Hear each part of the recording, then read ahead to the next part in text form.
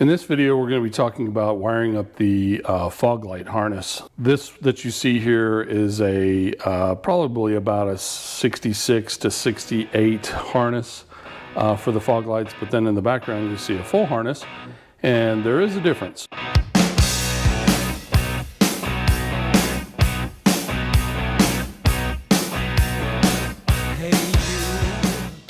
We're going to start talking about the fog light circuit on this really early harness. So this harness is about to go out the door to a gentleman that's restoring a very, very early 911. It's actually a 901.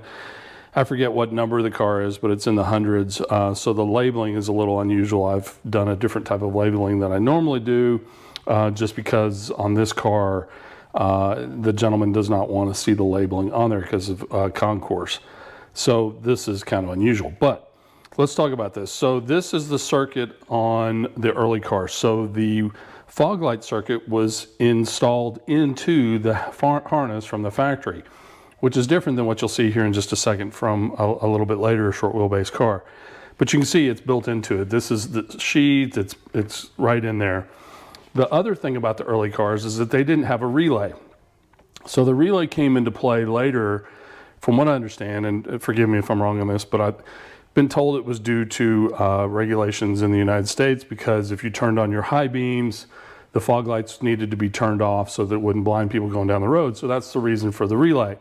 So, but let's just talk about the early car circuit. It's really simple, right? So you had a three switch or a four prong switch on the dash that was just a push pull type switch. And you had two yellow or white with yellow wires, and then you had a ground.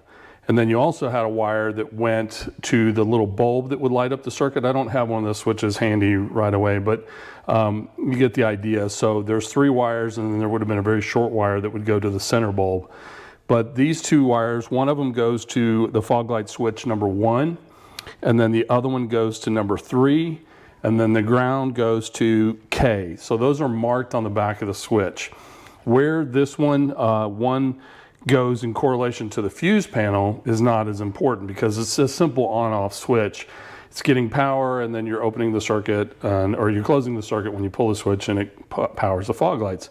So the corresponding white with yellow comes in over here at fuse number 5. So 1, 2, 3, 4, 5 on the unfused side of the harness to 5, and then 6. And then this right here on the fused side of number 5 is the white with green that goes up to the fog lights in the harness. So the difference between these gets to be when you have the relay. So now we'll talk about the relay. This is what the fog light circuit looks like on a later short wheelbase car, probably mid-year 66. I'm not for sure on that. I haven't done enough research to tell you exactly when they switched over to this, but this is what it would look like. So, and if you wanted to add fog lights to your car, you would need this harness and also this relay. So, but this is the way it looks. So this is over at the switch. Okay, that really hasn't changed at all from what we saw a minute ago. So you still have one of the white with yellows going to switch number, the fog light switch pin number 1, and then pin number 3, and then pin K. And then you would have the other little pigtail that would go into the light that sits in the middle. When you pull the switch, it illuminates the switch so that you know that you turned on the fog lights. And so that hasn't changed from what we saw a minute ago. There is an additional ground that grounds the circuit. This has a piggyback connector on it. I don't know if you can see that, but it's got a little piggyback connector, and it goes over to the windshield washer motor, or the windshield wiper motor, and it grounds at the wiper motor. So you would just pull the ground off the wiper motor, put this on, and then put the ground back on there. And then you've got this relay. This relay sits just north of the, and I'll put a picture of one right here, but it sits just north of the fuse panel. And so this relay has one extra, or a couple extra wires. So you've got your ground, and then you got your white with your yellow, and your white with your yellow. The way they go on is that the ground goes to number 85. So these are marked underneath here. They got little numbers on there. I don't think you can probably see them, but maybe you can. So, but the ground goes to number 85. The yellow goes to, and let's see, it goes number 86. And then the one yellow goes to number 3051. And then the other one goes to 87A.